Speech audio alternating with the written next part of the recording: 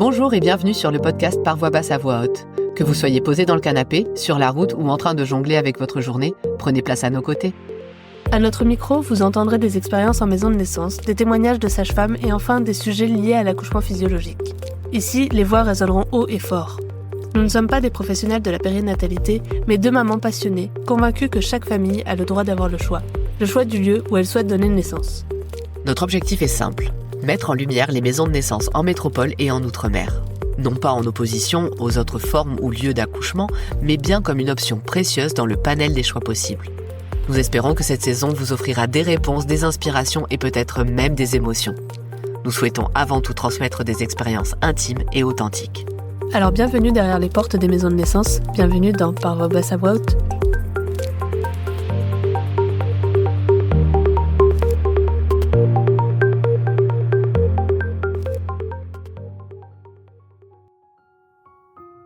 En ce début d'année 2025, nous ouvrons la saison avec la thématique de l'engagement et les maisons de naissance. Pour cet épisode, nous avons eu le plaisir d'accueillir Jeanne et Pauline, deux femmes impliquées dans la même maison de naissance, chacune occupant des rôles très différents.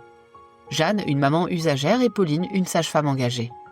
Ensemble, elles nous offrent un éclairage unique sur les maisons de naissance, en partageant leur expérience et perspectives complémentaires. Qu'est-ce qui les a motivées à choisir cette voie ? Quels sont les défis qu'elles rencontrent ? Et quelles leçons tirent-elles de cette expérience ? Enfin, nous avons discuté de la gestion de la vie associative au cœur de ces structures. Aujourd'hui, Pauline et Jeanne nous parlent des coulisses souvent méconnues des maisons de naissance. Avant de commencer l'épisode, une info importante. Jusqu'au 31 janvier, notre kit mantra pour l'accouchement est en cours de financement participatif. Ce kit est une belle façon de soutenir notre podcast et nous aider à couvrir les frais liés à sa création, mais aussi faire résonner les voix des maisons de naissance toujours plus loin. En contrepartie, vous recevrez 8 cartes illustrées par nos soins, des épisodes Good Vibes et toutes les astuces et références de la saison 1. Nous proposons aussi une dorure en édition limitée, une petite œuvre symbolique pour garder un souvenir précieux de cette puissance de femme. On compte sur vous pour nous aider à réaliser ce beau projet. Merci pour votre soutien et bonne écoute. Bonjour Jeanne, bonjour Pauline. Bonjour. Bonjour. Bonjour Jeanne et Pauline. Bonjour à toi. Merci d'avoir accepté notre invitation pour échanger autour de la thématique du mois. Merci de nous avoir invités. Aujourd'hui, c'est une interview un peu spéciale. Comme vous l'avez entendu, nous avons deux invités. On a la chance d'avoir à notre micro une maman et une sage-femme qui sont engagées toutes les deux dans la même maison de naissance. Elles vous diront plus tard de laquelle il s'agit. Et on est impatiente de découvrir vos deux perspectives sur les maisons de naissance. Mais pour commencer, est-ce que vous pourriez, chacune à votre tour, vous présenter ? Et Jeanne, si tu veux, tu peux commencer. Je m'appelle Jeanne, j'ai 38 ans, j'habite en Alsace, dans le centre Alsace. Je suis costumière et habilleuse de métier, donc intermittente. Et ma famille est composée de mes deux enfants, Kalinka et Tilio, et de moi-même. Et du coup, maintenant, on t'écoute, Pauline. Alors, je m'appelle Pauline, j'ai 35 ans, j'habite à Sélestat en Alsace et je suis sage-femme à la maison de naissance Manala. Je suis sage-femme d'accompagnement global et je suis dans la maison de naissance depuis son ouverture en 2016. Et puis du coup, ma famille se compose de moi, mon conjoint et mes deux enfants. Merci. Aujourd'hui, on va parler de l'engagement en maison de naissance, à la fois du point de vue donc de la sage-femme qui y travaille, mais aussi des usagères, des personnes qui ont eu l'occasion d'y accoucher, ou en tout cas de s'investir au sein de l'association. Mais avant d'entrer dans le cœur de ce sujet, est-ce que vous pourriez chacune à votre tour et avec vos mots expliquer ce qu'est une maison de naissance ? Et encore une fois, Jeanne, on t'écoute en premier. Donc une maison de naissance est un lieu où les mamans et leurs conjoints viennent pour accoucher de leurs enfants. C'est un lieu qui est souvent chaleureux, convivial, où on y croise d'autres parents qui sont avec les mêmes projets. Et surtout, on est entouré par une équipe de sages-femmes qu'on rencontre et qu'on connaît au fur et à mesure de ce parcours. Et toi, Pauline, du coup, c'est quoi pour toi une maison de naissance ? Alors, pour moi, une maison de naissance, c'est un endroit dans lequel on peut accoucher de manière physiologique avec une sage-femme qu'on connaît. C'est un lieu qui est accolé à l'hôpital et qui est construit un peu comme une maison qui va ressembler à la maison, qui est effectivement quelque chose de chaleureux et accueillant. Eh ben écoutez, merci. On entend qu'il y a des points communs dans ces définitions. Et maintenant, je vais vous laisser retracer un peu plus en détail vos parcours respectifs avec Capucine. Et pour commencer, Pauline, est-ce que tu pourrais nous dire quel est ton rôle au sein de la maison de naissance? Je suis sage-femme référente. Ça veut dire que j'accompagne les couples pendant leur suivi de grossesse, pendant la préparation à la naissance. Et du coup, je suis en binôme avec une autre sage-femme. Et toutes les deux, en fait, on se relaye d'astreinte pour accueillir les parents au moment de l'accouchement. Et du coup, on suit aussi les familles après la naissance de leur bébé à domicile. Voilà, donc ça, c'est mon rôle en tant que sage-femme. Et je suis aussi la présidente de la maison de naissance Manala. Ça va. Peux-tu nous dire maintenant où est-ce que tu as été formée, nous résumer un peu ton parcours en quelques mots pour celles et ceux qui notamment voudraient en savoir plus? Ils pourront aller consulter l'épisode 33 de la saison 1 où tu parlais notamment des spécificités d'une maison de naissance. Et donc c'est pour ça qu'on va te demander de nous résumer. Et pour plus de détails, les gens pourront aller écouter cet épisode. Alors, j'ai été formée à l'école de sage-femme de Strasbourg. J'ai fini mes études en 2014. Ensuite, je me suis tout de suite installée en libéral grâce à une belle opportunité. Et j'ai rejoint le projet de la maison de naissance Manala à ce moment-là. Et du coup, ça a ouvert après en 2016. Et depuis tout ce temps-là, j'y exerce. Oui. Maintenant qu'on en sait plus sur le parcours de Pauline, on va un peu plus s'intéresser à ce que Jeanne a à nous dire sur son parcours. Et peut-être tu pourrais commencer par nous dire comment tu as connu les maisons de naissance. Moi, j'ai connu les maisons de naissance par bouche à oreille et même plus, au fait, par des amis qui connaissaient une des sages-femmes de la maison de naissance. Et du coup, ils en parlaient qu'il y avait une maison de naissance qui se créait, tout ça.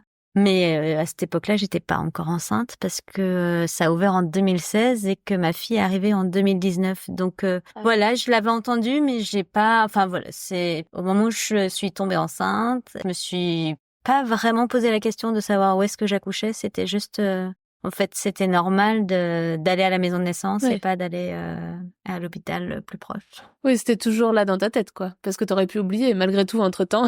Ouais, ça a fait son petit chemin au fur et à mesure, mais oui. Ouais, c'est pas mal, des fois, quelques années entre les deux. Est-ce que tu veux nous parler en quelques mots de ton expérience en maison de naissance en tant qu'usagère, du coup? Du coup, moi, j'ai eu 2 suivis en maison de naissance avec le même trinôme, mais où les sages-femmes ont évolué au fur et à mesure, parce qu'il y a eu des gens qui sont partis, d'autres qui sont arrivés. Donc, des suivis qui ont été différents, mais à chaque fois hyper enrichissants. Est-ce que tu as fait tes 2 accouchements effectivement à la maison de naissance ou il y a eu des réorientations ou des transferts qui ont eu lieu? Non, mes 2 accouchements ont été à la maison de naissance, ouais. Et on sait aussi notamment qu'il y a des ateliers qui sont faits parfois dans des maisons de naissance ou certains événements entre parents. Je me demandais si tu y avais assisté notamment ou pas quand tu étais enceinte. Pour ma première grossesse, j'ai fait vraiment juste le suivi, on va dire de base, à Manala. Et j'ai fait des ateliers, mais dans un autre cabinet de sage-femme. D'accord. Ok. Et pour ma deuxième grossesse, au fait, j'étais déjà bien engagée dans Manala et j'organisais des ateliers. Et donc ça veut dire engagée depuis combien de temps? Et engagée depuis, je pense, juin 2019. Ah oui, et du coup tu disais que ton premier est arrivé en 2019, donc t'as été engagée rapidement après après son arrivée alors. C'est ce que je Voilà. comprends. Ça marche. On va maintenant aller un petit peu plus loin donc dans cette dimension de l'engagement et de tout ce qu'une maison de naissance propose au niveau associatif, mais aussi de tout ce que ça implique. On a déjà parlé dans divers épisodes de la saison 1 que les maisons de naissance sont des associations qui sont constituées donc de sages-femmes qui exercent, mais aussi de parents. Selon les maisons de naissance, on sait que ça peut être une seule association dans laquelle les deux sont réunis. Certaines maisons de naissance ont le choix d'avoir 2 associations, mais quoi qu'il en soit, ils œuvrent de cœur. Et Pauline, on se demandait qu'est-ce que l'engagement associatif change au quotidien dans ta manière de travailler et dans ta relation avec les usagers. Pour moi, il y a quelque chose de très intéressant et je pense qu'il y a une partie aussi de moi qui est là pour ça. C'est le lien, la relation qu'on peut avoir avec les gens, en fait. C'est pour ça que j'ai choisi, en fait, ce mode d'exercice-là, en libéral, en accompagnement global, pour rencontrer des gens qui sont peut-être dans le même état d'esprit, dans la même démarche. Et du coup, le côté associatif, en fait, il y a un petit côté regroupement, communauté de personnes, qui est assez intéressant. Et du coup, dans ce côté associatif, on peut organiser des rencontres, des échanges. Je pense que c'est ça, le côté attirant. Je comprends. Après, il y a quand même quelque chose en termes de professionnel ou dans les autres modes d'exercice de sage-femme, il n'y a pas cet engagement associatif ou quand on travaille en maternité ou même dans un cabinet en libéral, en fait, on n'a pas le côté associatif. Donc, d'un côté, ça ramène une sorte de charge de travail supplémentaire où parfois, il y a aussi des réunions à organiser en supplément qui sont peut-être pas présentes s'il n'y avait pas ce côté associatif. Voilà, c'est un peu la contrepartie aussi des côtés positifs, c'est un peu la contrainte de la charge de travail supplémentaire. Oui. On aura l'occasion d'y revenir tout à l'heure avec Capucine, parce qu'en effet, c'est ce qu'implique la dimension associative en général. Toi, Jeanne, en ce qui te concerne, est-ce que tu étais consciente que les parents pouvaient faire partie de la vie associative de la maison de naissance dès le début de ton premier suivi, donc, dont tu nous parlais tout à l'heure? Et qu'est-ce qui t'a amené à devenir bénévole? En fait, oui, parce que la sage-femme que j'ai rencontrée pour le premier rendez-vous m'a tout de suite parlé déjà de soirées de rencontres entre parents, de soirées de présentation de maison de naissance et aussi très rapidement d'assemblée générale qui sont arrivées très vite et auxquelles, au final, j'ai participé dès le début de ma première grossesse. Ok. Oui. Ouais. Et donc oui, j'étais au courant que c'était en association. Après, effectivement, je suis dans une famille où on a toujours eu une habitude d'être assez impliqué dans les choses qu'on fait. Et au fait, c'est assez naturel que quand il y a une cause qui nous tient à cœur, de s'y engager et puis d'y aller vraiment soutenir les choses, quoi. C'est chouette, ouais. Et est-ce que tu avais des préjugés ou des craintes avant de t'engager dans la maison de naissance? Ah non, aucun. Je crois pas. Non, mais c'est intéressant. Après, vu que tu dis que c'est quelque chose qui est assez naturel dans ta vie de famille ou quoi, ça peut se comprendre, hein. Mais des fois, il y a des dimensions qu'on ignore ou qu'on n'évalue pas et qui peuvent questionner, en tout cas, sans forcément que ce soit une peur. Et du coup, je me demandais si tu avais idée des préjugés, des craintes que d'autres bénévoles pouvaient avoir s'ils l'ont partagé. Non, j'en ai pas vraiment discuté, effectivement, avec d'autres usagers là-dessus. Ouais. Je sais qu'il y a des parents qui se sont rendus compte, juste à une AG, qu'au fait, il manquait de bénévoles. Ça, oui, Ouais. et qu'ils s'imaginaient absolument pas que c'était possible que dans une maison de naissance, on manque de bénévoles, alors que c'est souvent le cas dans beaucoup de maisons de naissance et chez nous aussi. Mais après, d'avoir d'autres préjugés ou craintes, j'en ai pas entendu parler en tout cas. D'accord. Moi, j'avais peut-être juste quelque chose pour compléter ce que dit Jeanne. En tant que femme, moi, je trouve ça assez intéressant qu'on puisse s'engager et puis avoir voix au chapitre finalement dans ce genre de structure où du coup, dans un endroit dans lequel on peut avoir du suivi de grossesse, l'accouchement, en fait, il y a une rencontre entre les parents et les sages-femmes et du coup, notamment à ces moments associatifs, il y a aussi les échanges en fait qu'il peut y avoir entre sages-femmes et entre parents, chose qu'il n'y a pas du tout, en tout cas pas à ma connaissance, dans les maternités par exemple, où du coup, on pourrait même imaginer que des parents puissent avoir un peu un rôle décisionnaire. Enfin, c'est ça que servent les CA en fait. Voilà, dans quoi on va mettre notre énergie, quels sont les projets peut-être à soutenir, les choses comme ça. Et moi, en tant que femme, je trouve ça important. Enfin, j'aimerais bien qu'on me demande mon avis sur ce genre de choses. Et du coup, peut-être que ça va ouvrir la voie aussi à plus d'échanges, même dans les maternités et dans les hôpitaux. Hein. Oui, on parlait tout à l'heure d'ailleurs des ateliers ou d'autres choses qui sont proposées. En effet, surtout après avoir déjà eu un accompagnement, c'est intéressant de pouvoir faire des retours là-dessus et de faire des propositions pour faire évoluer la dynamique, quoi. En tout cas, du coup, Pauline, quels sont pour toi les défis majeurs qui sont liés à l'aspect associatif, que ce soit au niveau du financement, au niveau de la reconnaissance, de la gestion globale de ce que représente l'association et comment ça impacte ton engagement? C'est une question complexe, ça. Pour moi, les défis majeurs du côté associatif, mais je pense que ça, c'est quelque chose de global pour presque toutes les associations qui existent pour tous les thèmes, c'est le manque de bénévoles, de gens qui veulent s'engager là-dedans. Et voilà, entre ce que nous, en tant que sage-femme, on aimerait créer comme communauté, et puis finalement, après, l'engagement, ça demande un engagement, en fait, de la part des parents, c'est sûr, qui sont en plus souvent des jeunes parents, qui n'ont pas forcément beaucoup de temps, qui sont fatigués. Voilà, donc du coup, c'est trouver les ressources humaines suffisantes. C'est ça le défi majeur. Je comprends. En tant que impact de ce que ça a sur moi, j'aurais envie qu'il y ait plus de monde, mais finalement, ça va pas m'empêcher de faire mon travail comme il faut. Voilà, là, on a des petites rencontres qui sont organisées par les parents. Ça me réjouit parce que on voit que il y a un engouement, il y a quelque chose qui se crée en fait entre les parents de la maison de naissance, et ça, c'est réjouissant de voir ce genre d'initiative. Oui, ça a un impact moral en fait sur l'équipe de professionnels. Oui, tout à fait. En fait, même aux dernières réunions de conseil d'administration, tout ça, on voyait aussi, et on leur a dit aux parents que de voir leur présence et de voir leurs idées, en fait, nous, ça nous remet un coup de boost au moral, en fait, puisque du coup, ça nous redonne du sens, ça nous rappelle aussi où, voilà, parfois on est fatigué et puis on a juste fait plein de paperasse et plein d'administratifs, et en fait, voilà, de voir des gens qui sont contents, qui sont là avec nous, et du coup, ça nous rebooste. Ouais, bien sûr, je comprends. Et toi, Jeanne, quels sont les défis majeurs en tant que bénévole, du coup, et comment ça impacte ton engagement à toi? Dernièrement, mon défi majeur, parce qu'au fait, ça a un peu évolué au fur et à mesure de mon engagement, quand même.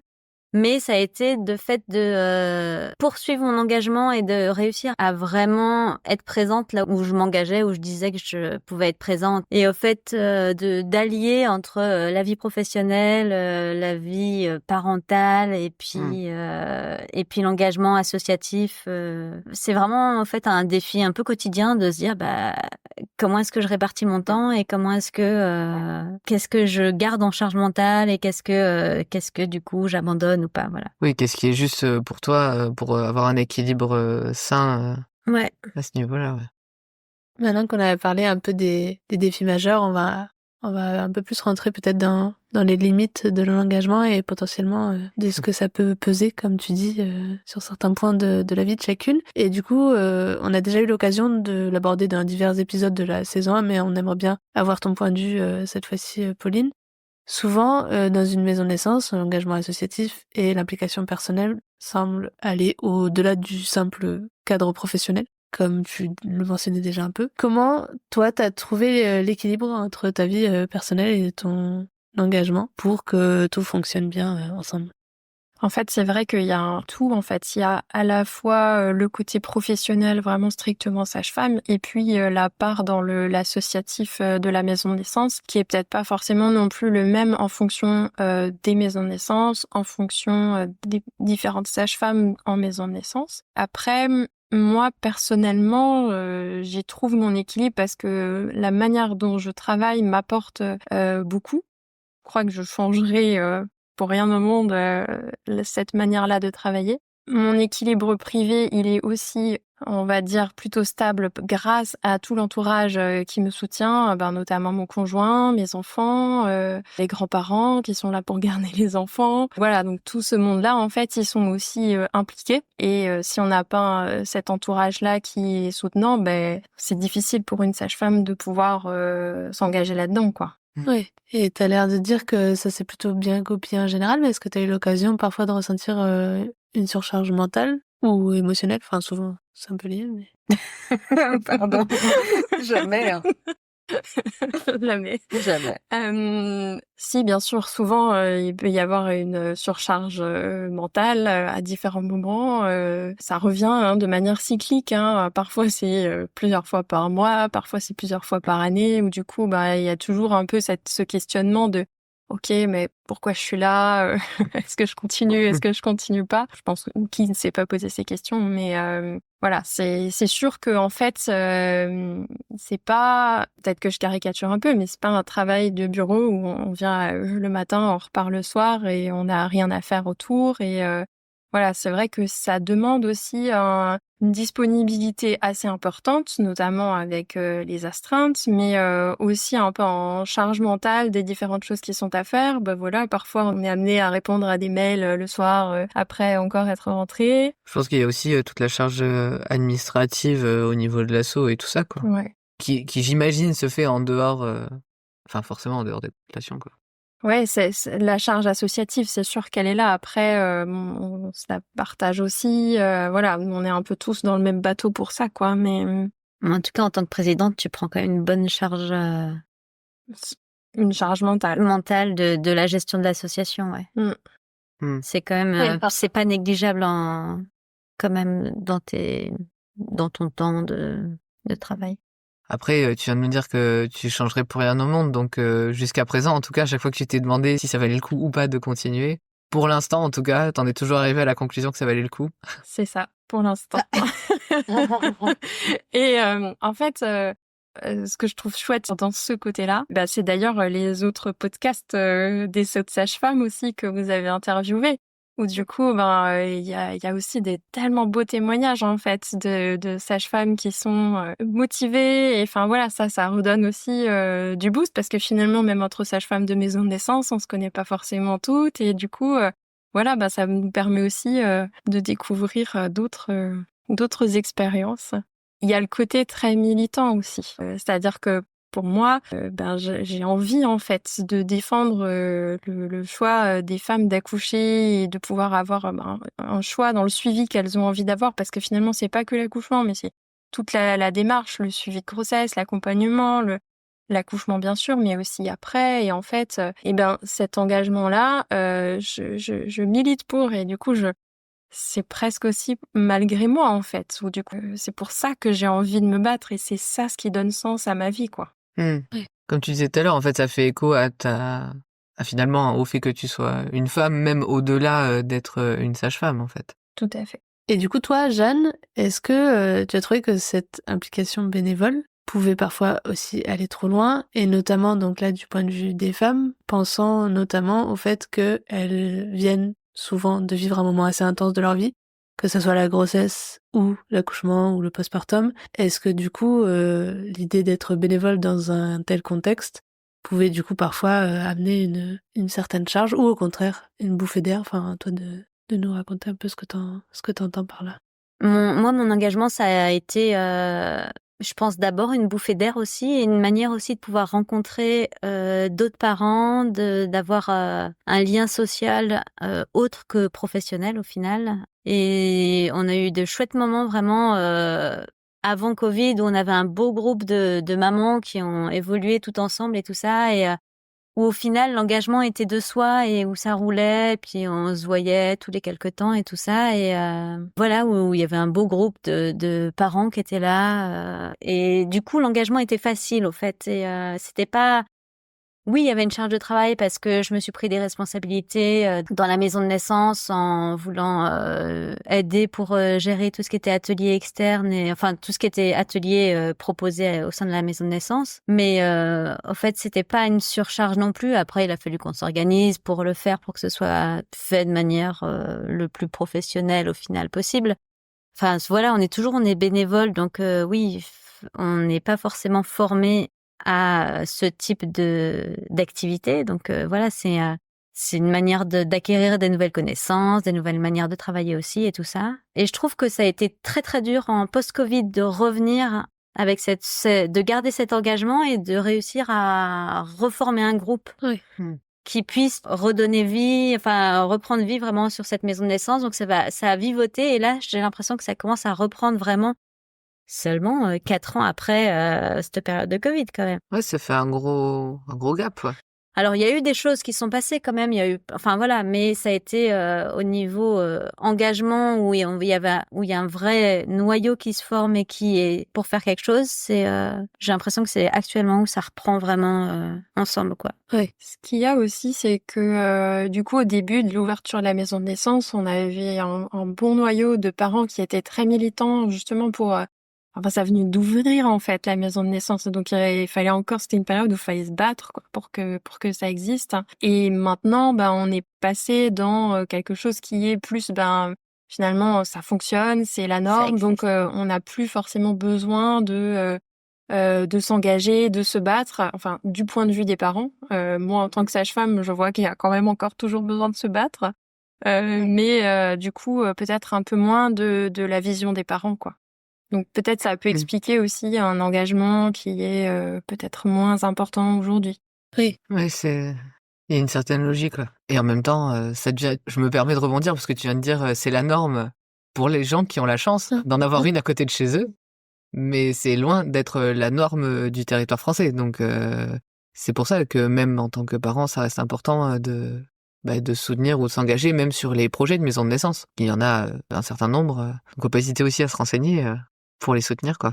Oui, c'est un peu le penchant en fait de côté enfin, tu as ces naissances et toutes ces super expériences et tout ça, et t'as le côté où effectivement associatif, où tu t'engages, et puis au fait c'est vraiment où faut que tu ailles, c'est du travail au quotidien, et tu es obligé d'avoir cet engagement pour que les choses avancent au fait, parce que s'il y a personne qui se met derrière et qui s'engage là-dedans, en fait les maisons de naissance elles peuvent pas vivre quoi.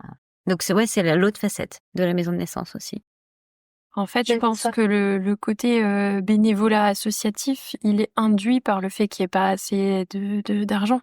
Parce que du coup, si on avait des personnes pour la coordination, pour l'administratif, pour la comptabilité, la trésorerie, du coup, ça permettrait d'avoir des gens qui sont payés, qui sont formés en fait pour ça, plutôt que ce soit nous, sages-femmes, ou parents, qui ont cette charge-là à avoir, quoi. Bah ouais, mais en fait, je pense que c'est pas mal de parler des doubles casquettes des sages-femmes qui sont à chaque fois, il faut qu'elles s'inventent d'être justement comptables, trésorières, enfin tu vois, tous à chaque fois de coordinatrices, ou c'est vraiment un deuxième métier du fait de l'association en fait. Du fait de la structure aussi, en Ouais. fait. Hein, Oui, de la maison, ouais. Je pense aux maisons de santé ou de choses comme ça, du coup, qui sont aussi co-gérées par plusieurs professionnels avec des professions différentes et tout ça. Et du coup, il y en a souvent un ou l'autre qui a des tâches administratives liées à la structure, mais qui est rémunéré. Nous, c'est pas qu'on n'a pas envie de le faire, mais c'est juste que notre travail à côté, il est tellement déjà prenant que du coup, se rajouter aussi encore une tâche de coordination ou de choses administratives, c'est prenant en fait. Et du coup, ça prend du temps sur notre cœur de métier qui est l'accompagnement global, et qui, du coup, si on fait plus que ce qu'on aime faire, finalement, on n'y trouve plus notre compte non plus, quoi. Oui, c'est sûr. Après, ce qui est dommage aussi, c'est qu'il n'y ait pas un peu plus d'accompagnement sur parce que des structures comme ça, il y en a eu enfin, je pense qu'il y en a eu dans plein de domaines qui ont été créés ces dernières années aussi, sur, les pôles de santé, les centres de santé, les machins, enfin, voilà. Et du coup, en fait, je sais pas s'il y aurait peut-être moyen que de manière gouvernementale, ou enfin, juste quelque chose qui vient d'en haut, quoi, qui puisse un peu aider sur la gestion, en fait, d'une telle structure, quoi. Parce que c'est vrai qu'effectivement, on doit s'inventer plein de fonctions, voilà, en communication aussi, en site internet, enfin, Toutes on les doit casquettes. savoir faire tout, quoi. Du coup, ça, ouais, parce qu'en plus, comme c'est pas notre boulot, du coup, C'est non professionnel, et on du met coup plus de temps à faire ce qu'on devrait. Donc, en fait, ouais, c'est une charge de travail supplémentaire, quoi.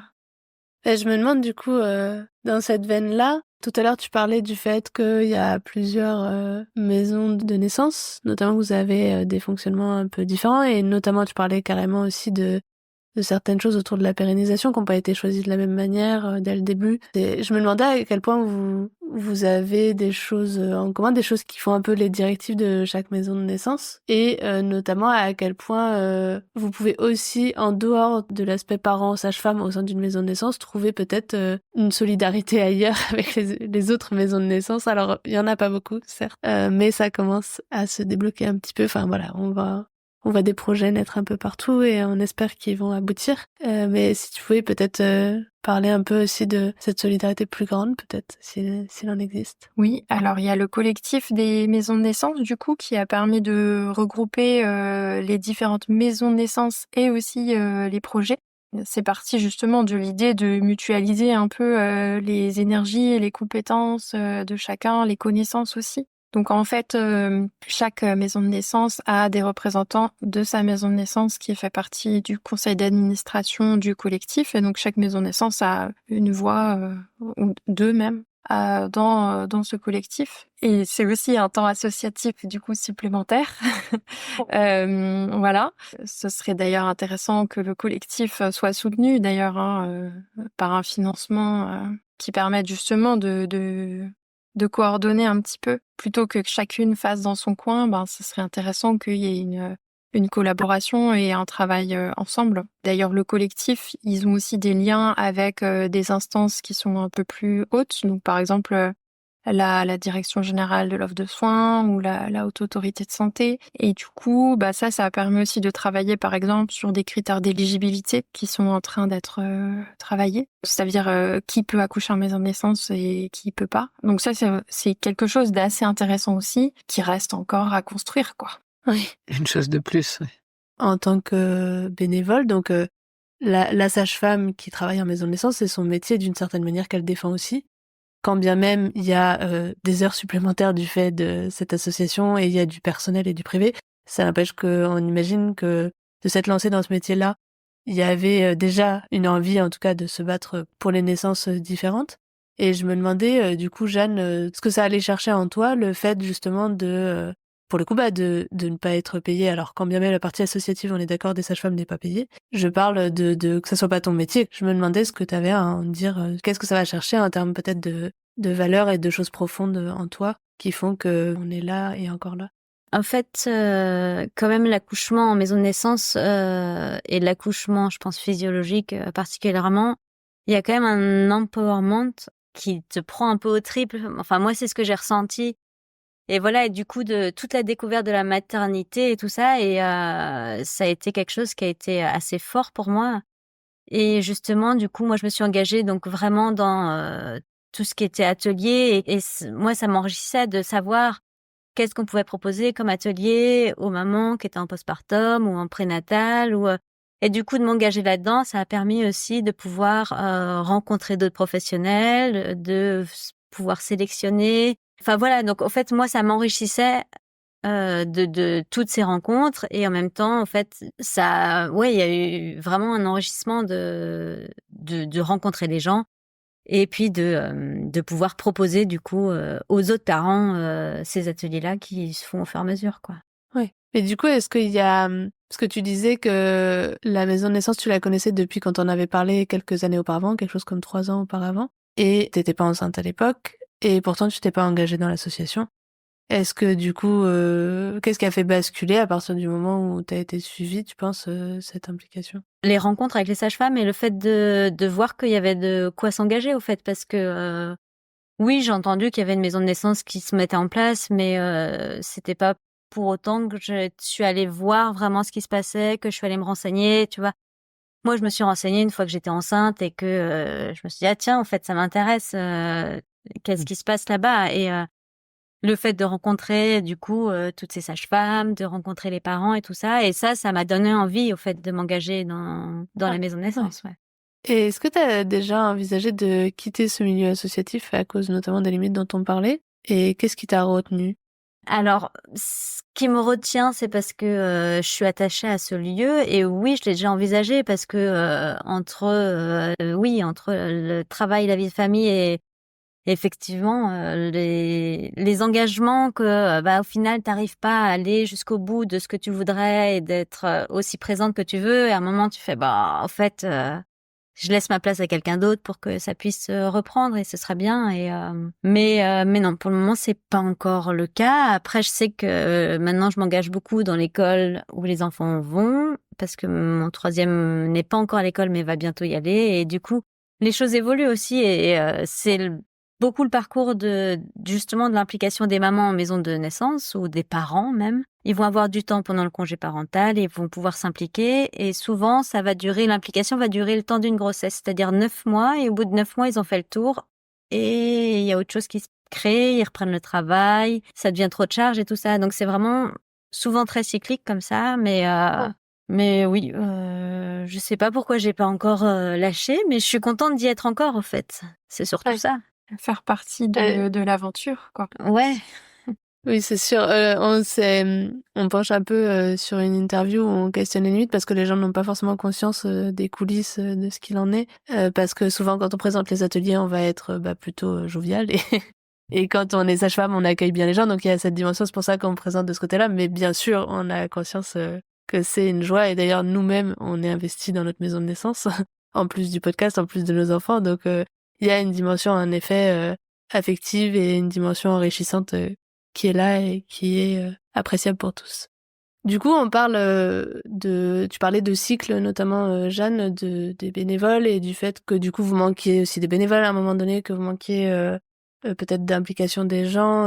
Je sais pas combien vous êtes de sages-femmes à Manala, mais tu parlais tout à l'heure aussi des trinômes qui ont notamment évolué régulièrement. Je me demandais, Pauline, ce que t'en pensais. Est-ce que tu penses que le modèle associatif est durable et quel soutien institutionnel ou changement serait nécessaire pour pérenniser notamment ces maisons de naissance?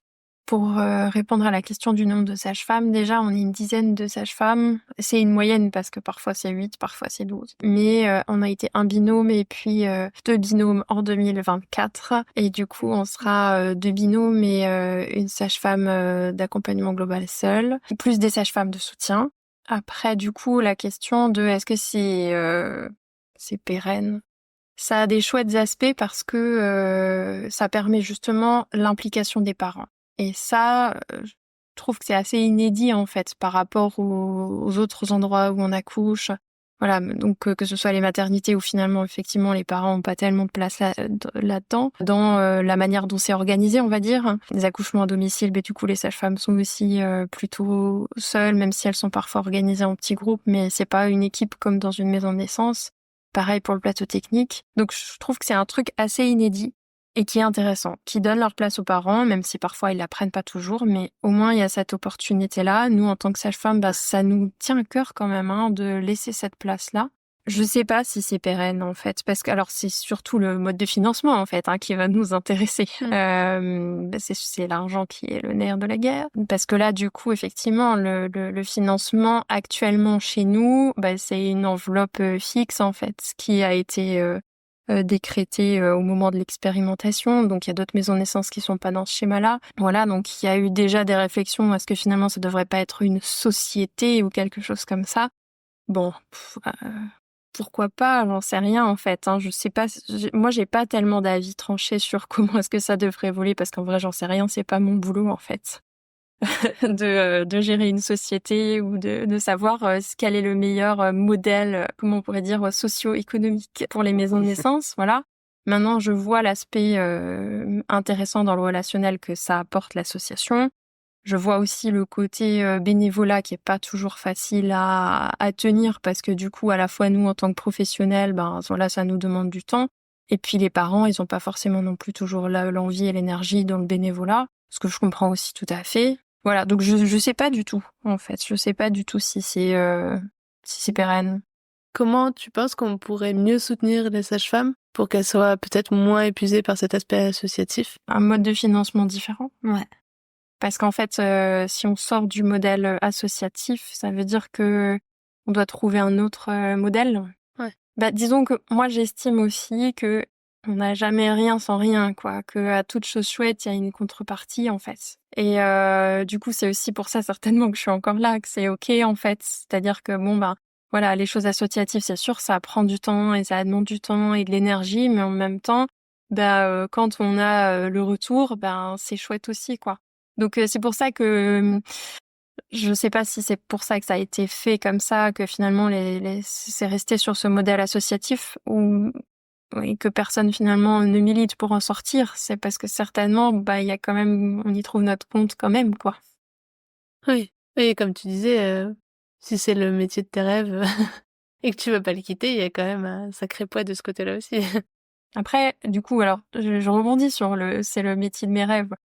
On entend souvent la phrase, voilà, sage-femme, c'est le plus beau métier du monde. Alors bon, certes, il y a de beaux aspects, mais bon, il y a aussi beaucoup de choses difficiles et en fait, souvent, on l'oublie en fait, ce côté-là. Donc c'est sûr qu'il y a énormément de choses très chouettes, mais bon, en contrepartie, il y a quand même un poids assez lourd. Il y a, enfin, des choses contre lesquelles il faut se battre, qui demandent de l'énergie, etc. Donc l'équilibre, j'ai envie de dire, il est assez fragile.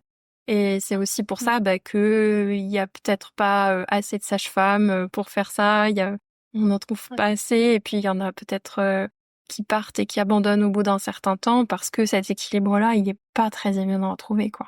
Ouais. Mm. Et je me demande à quel point aussi c'est pas à partir du moment où on travaille dans l'humain, il y a quelque chose de cet ordre-là, quoi. Dans n'importe quel métier Ouais. qui met l'humain au cœur de l'histoire, il y a de l'émotionnel, il y a de la charge, il y a du vivre ensemble, il y a du faire avec ce que tout le monde est, et il y a souvent pas assez d'argent.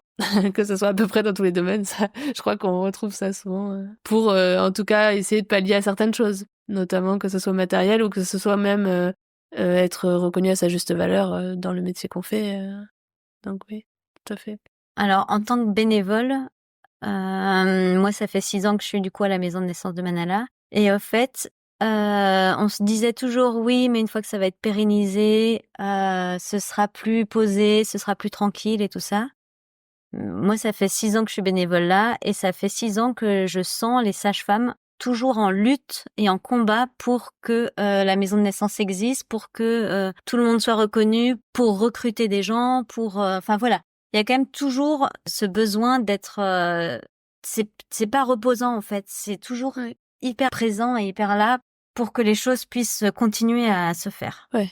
Elle parlait de militantisme tout à l'heure, on y est, quoi. C'est toujours là-dedans. Et d'ailleurs, j'ai envie de te dire, encore une fois, on a monté le podcast pour des raisons similaires, hein. C'est-à-dire qu'on a bien vu que les sages-femmes se battaient, et nous, ça a été notre moyen aussi de mettre un peu la pierre à l'édifice en disant, écoutez ce qui a à être dit, et écoutez ce que c'est qu'une expérience en maison de naissance, et ce que ça vaut, et ce que les gens attendent aussi de ces structures, et à quel point elles sont demandées et attendues aussi par les gens.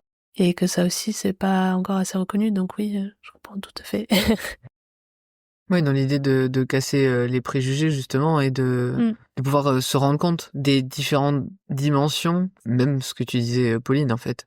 Le besoin de recruter sans arrêt des bénévoles, ou même ce que tu disais, Jeanne, tu vois, vu qu'en général, l'engagement est très ponctuel. Souvent, on constate qu'en effet, les gens sont surpris, alors que ce bénévolat-là et ce soutien-là, aussi minime soit-il, même si c'est 1 heure par mois, c'est déjà énorme, en fait, pour une maison de naissance.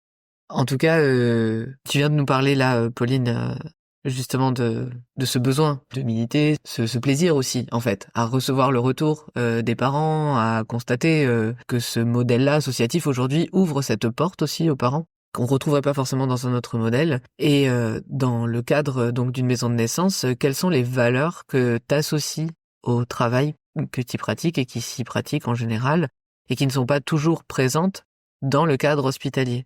Parce que là, on vient de parler vraiment du système associatif, mais il y a aussi cette dimension, ce que propose une maison de naissance, et ce qu'on retrouve du coup dans des maternités cliniques ou hospitalières, et qui sont peut-être un petit peu différentes, quoi.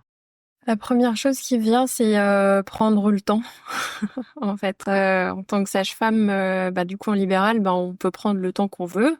Après, c'est pas plus payé si on prend trop de temps, mais voilà, en tout cas, on a cette liberté-là de prendre le temps. Et la contrepartie de prendre le temps du point de vue associatif, c'est que justement, on prend ce temps, en fait. Ouais. C'est un peu les deux côtés de la médaille. C'est, je pense, une grosse différence avec les collègues qui sont hospitalières aujourd'hui, ou qui sont un peu, justement, qui n'ont pas forcément le temps. Parfois oui, mais pas toujours, quoi. Dans le modèle hospitalier, où du coup, il y a aussi la contrainte de devoir gérer plusieurs personnes en même temps. C'est vrai. Et est-ce que tu penses que le cadre associatif favorise un lien plus fort avec les familles, ou au contraire que ça peut devenir une charge émotionnelle, vu que c'est un lien justement différent dont tu parlais en début d'interview, qui se crée entre les femmes, les familles et les sages-femmes? Je pense que pas forcément tout le monde n'a conscience en fait de ce côté associatif parce que c'est pas forcément quelque chose qu'on tartine en long, en large, en travers durant nos consultations non plus. Et donc du coup, il y a des gens qui s'y intéressent un peu et qui sont curieux et qui y vont. Et il y en a d'autres qui vont juste faire leur consultation et leur préparation à la naissance et qui vont pas du tout mettre le nez en fait dans le côté associatif. Donc en plus, comme il n'y a pas beaucoup de choses qui sont organisées au niveau associatif, Oui, c'est un peu transparent pour certains, en fait. Et toi, Jeanne, là, on vient de parler donc de la relation humaine qui se crée entre les sages-femmes et les usagères. Comment, toi, dans ton vécu, ça a été différent de ce que tu avais pu imaginer en milieu hospitalier? À vrai dire, je me suis jamais imaginé comment ce serait en milieu hospitalier, au fait. J'ai pas vécu alors j'ai eu, oui, des expériences de mes belles-sœurs ou de ma sœur, mais je trouve que c'est quand même quand tu vis les choses et quand on te raconte les choses ou même c'est quand même tellement différent que, Ah oui. Même 2 expériences en maison de naissance ne se ressemblent pas. Oui. Et par rapport à tes expériences en maison de naissance, est-ce que ça a changé ton regard sur la grossesse, sur l'accouchement ou même sur le système de santé en général? Alors oui, ça a changé mon regard parce qu'au fait, les sages-femmes nous apportent des valeurs, au niveau effectivement du maternage et tout ça, qui sont assez fortes en maison de naissance et que je trouve dues, aux amitiés, aux parents que j'ai rencontrés et tout ça, qui ont pas fait de parcours en maison de naissance, qui sont quand même assez, peu, diffusées ailleurs et où il faut que les parents aillent beaucoup plus les chercher et je trouve qu'en fait, c'est tellement dommage que ce savoir et ce savoir-être soit pas, plus partagé ailleurs et plus diffusé, au fait. Ouais, la mise à disposition de l'information, en fait. Ouais. Et je me demande du coup, dans cette veine-là, tout à l'heure tu parlais du fait qu'il y a plusieurs maisons de naissance, notamment que vous avez des fonctionnements un peu différents, et notamment tu parlais carrément aussi de certaines choses autour de la pérennisation qui n'ont pas été choisies de la même manière dès le début. Et je me demandais à quel point vous avez des choses en commun, des choses qui font un peu les directives de chaque maison de naissance, et notamment à quel point vous pouvez aussi, en dehors de l'aspect parent sage-femme au sein d'une maison de naissance, trouver peut-être une solidarité ailleurs avec les autres maisons de naissance. Alors, il y en a pas beaucoup, certes, mais ça commence à se débloquer un petit peu. Enfin voilà, on voit des projets naître un peu partout et on espère qu'ils vont aboutir. Mais si tu pouvais peut-être parler un peu aussi de cette solidarité plus grande, peut-être, s'il en existe. Oui, alors il y a le collectif des maisons de naissance, du coup, qui a permis de regrouper les différentes maisons de naissance et aussi les projets. C'est parti justement de l'idée de mutualiser un peu les énergies et les compétences de chacun, les connaissances aussi. Donc en fait, chaque maison de naissance a des représentants de sa maison de naissance qui fait partie du conseil d'administration du collectif. Et donc chaque maison de naissance a une voix, ou deux même, dans ce collectif. Et c'est aussi un temps associatif du coup supplémentaire. Voilà.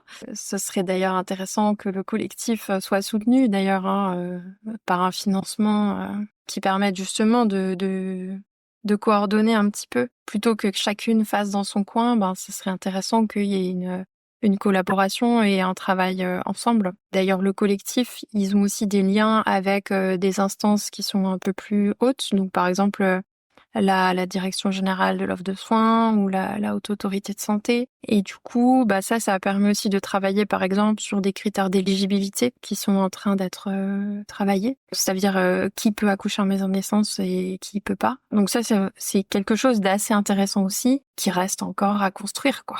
Oui. Une chose de plus. Ouais. Et je me demandais du coup, Pauline, ce que tu aurais à dire aux sages-femmes qui hésitent à se lancer du coup dans le travail en maison de naissance. Venez nous rejoindre. On fait des cookies, c'est bien. Mais si tu pouvais nous partager aussi ta passion de ce métier.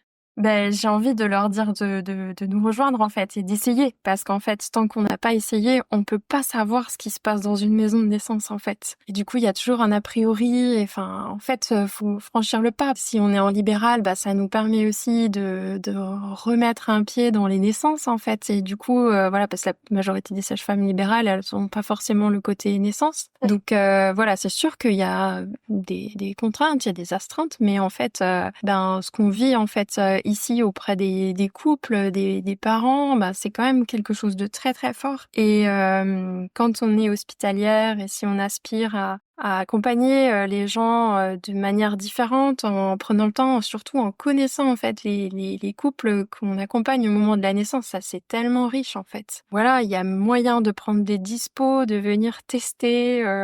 Pour voir si ça peut nous plaire. En fait, toutes les maisons de naissance, je crois, il me semble, recrutent. Donc, il y a peut-être moyen de juste tester en tant que sage-femme 1, ça veut dire avec vraiment une activité d'accompagnement global. Et puis, la sage-femme de soutien, la sage-femme 2, qui va aussi prendre des astreintes, parfois même plus ponctuellement, qui n'a pas forcément le suivi des couples, mais du coup qui permet d'avoir aussi cette liberté, cette activité à côté. Donc il y a plusieurs fonctions dans une maison de naissance. C'est chouette, quoi. Merci. Et toi, Jeanne, qu'est-ce que tu dirais à d'autres femmes qui hésitent à s'engager dans ce type de bénévolat? Je dirais que les rencontres, elles sont vraiment riches et le fait de pouvoir partager toutes ces expériences et tout ça avec d'autres parents qui sont dans les mêmes envies de partage et tout ça, ça apporte énormément à sa manière de faire, à sa manière d'être et puis à réfléchir à comment on peut voir les choses, la parentalité, à s'entraider et puis je trouve ça hyper chouette le fait de pouvoir échanger autour de la maternité parce qu'on est quand même souvent seul. C'est un super endroit pour pouvoir échanger, se retrouver entre parents et c'est hyper riche. Oui, au début de l'interview, tu parlais de bouffées d'air, justement, dans certains cas, par rapport à la solitude ou à tout ce que le postpartum peut aussi être confrontant vis-à-vis de soi, émotionnellement ou autre. Donc, c'est aussi ça qui peut être retrouvé quand tu dis les rencontres et les échanges. Et du coup, je tiens à préciser, j'imagine que c'est le cas dans toutes les maisons de naissance. Plus on serait de bénévoles, moins la charge aussi pourrait être grande. Idem pour les sages-femmes. Et pareil pour les sages-femmes, du coup. Plus elles sont nombreuses, moins elles sont d'astreintes. C'est ça. Et donc, il y a une dimension aussi où parfois, donc là, Jeanne, j'imagine, notamment si t'es invitée aujourd'hui chez nous, c'est que tu fais partie certainement des plus représentatives au niveau bénévole. Mais il est possible parfois de s'engager pour peu, mais d'aider sur des événements ponctuels, d'aider sur des temps particuliers.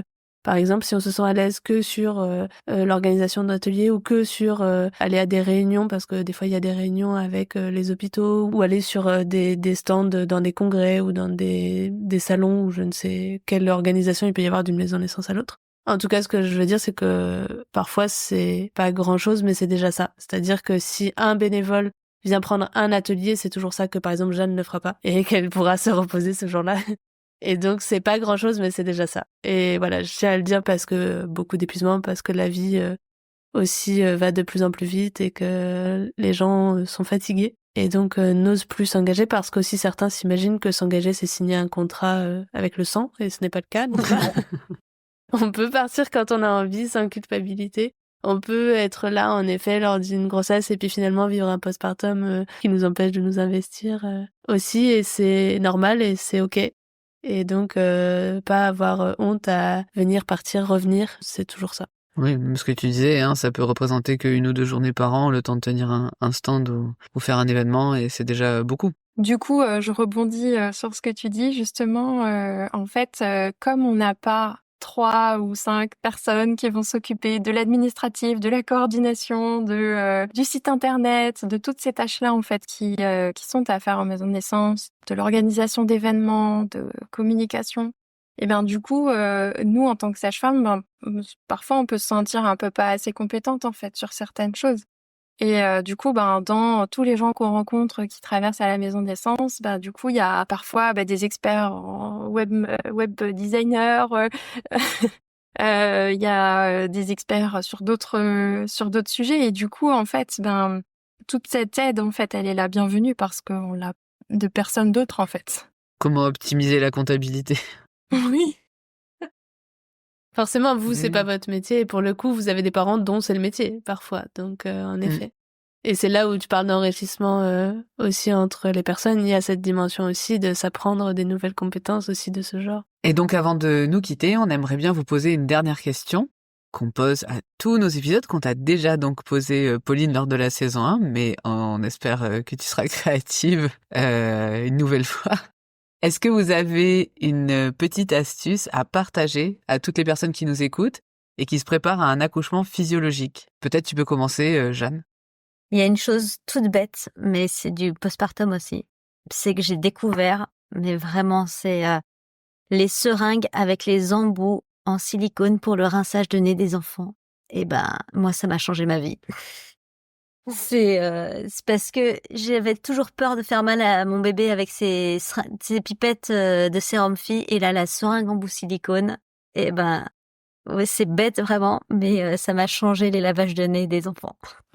Oui, j'imagine. C'est plus pratique. Ah ouais. Et toi, Pauline, est-ce que tu te souviens de ce que tu nous avais dit? Est-ce que tu as quelque chose de nouveau à conseiller ou, enfin, pas à conseiller, mais une petite astuce supplémentaire? Oui, je me souviens ce que j'avais dit. Alors, du coup, pour changer, j'aurais conseillé d'avoir le plus de création, de fabrication de récepteurs à l'ocytocine pendant la grossesse. Et du coup, que la femme puisse trouver tout le soutien et tout l'amour, en fait, autour d'elle pendant la grossesse pour créer son petit nid et pour se préparer à l'accouchement. Voilà, pour que l'accouchement soit le plus facile possible. Et ça va aussi avec, bien sûr, un peu de connaissances sur la physiologie, le fonctionnement de son corps, le déroulement de la naissance. Voilà. Tu penses qu'en fait, tous les vecteurs d'ocytocine, j'allais dire, que tu peux créer pendant la grossesse, ont un impact, en fait, sur la génération de l'ocytocine le jour de l'accouchement, parce qu'elle a été baignée dedans, en fait, pendant des semaines et des mois? Alors, pas sur la création de l'ocytocine, mais en fait, toutes les petites choses que la femme va faire qui lui font du bien, qui lui font plaisir, pendant la grossesse, ça va fabriquer des récepteurs à l'ocytocine qui vont se fixer dans l'utérus. Et du coup, toute l'ocytocine que la femme va sécréter au moment de l'accouchement, ça va se fixer en fait sur ces récepteurs et augmenter grandement l'efficacité de l'accouchement. Donc voilà, les femmes enceintes doivent se faire chouchouter. Bah écoute, oui. A priori, oui, voilà, j'allais dire ça coule de source, mais en tout cas, c'est bien d'avoir cette dimension supplémentaire biologique finalement qui donne encore plus de sens à ce besoin, quoi. En tout cas, merci pour ce partage. On vous remercie pour tout ce que vous donnez à Manala et on remercie aussi toutes les sages-femmes et tous les bénévoles en général de toutes les maisons de naissance qui existent aujourd'hui ou qui en tout cas sont en projet. Merci à vous toutes qui nous écoutez parce que vous avez beaucoup de mérite et aujourd'hui c'est grâce à des gens comme Jeanne ou comme Pauline que tout ça existe et qu'on espère que l'offre de soins va évoluer et permettre aux femmes d'avoir le choix de leur lieu d'accouchement et de leur contexte d'accouchement. On espère que les professionnels qui nous écoutent et les personnes curieuses d'en savoir plus auront pu trouver des réponses, en tout cas à leurs questions, sur les différents aspects de cet engagement et du système associatif qui concerne les maisons de naissance aujourd'hui, en tout cas en 2025. Et on est ravis d'avoir pu partager ce moment avec vous et on vous souhaite une bonne continuation. On espère que le boost dont vous parliez, le petit noyau de parents dont tu parlais, Jeanne, qui est en train de se recréer et de ce que ça peut générer, du coup, au niveau aussi de l'équipe de sages-femmes, va permettre à Manala d'avoir encore de longues et belles années d'accouchement et d'ateliers, et de tout ce qu'il faut pour permettre aux familles de s'épanouir et aux femmes d'enfanter dans les meilleures conditions du monde. Au revoir, Jeanne. Au revoir, Pauline. Merci beaucoup à vous pour l'invitation et de donner la parole à toutes ces voix des maisons de naissance et merci aux parents et à toutes les sages-femmes impliquées. Vraiment, je le redis parce que c'est important et grâce à vous, grâce à nous, c'est grâce à ça que ça existe en fait. Merci encore. Et bonne soirée à vous. À bientôt Jeanne, à bientôt Pauline. Vous venez d'écouter le podcast Par voix basse à voix haute. Votre aide est essentielle. Si vous aimez notre travail, dites-le en partageant cet épisode, en nous laissant un commentaire ou en cliquant sur j'aime. Retrouvez-nous aussi sur Tipeee si vous souhaitez soutenir notre projet financièrement sur la page Tipeee/Par voix basse à voix haute. N'hésitez pas à vous abonner si vous voulez être notifié des prochains épisodes. Merci encore d'être là avec nous et d'écouter ces moments de vie uniques et intenses. Et souvenez-vous, il n'y a pas de bon accouchement. L'histoire qui compte, c'est votre rencontre.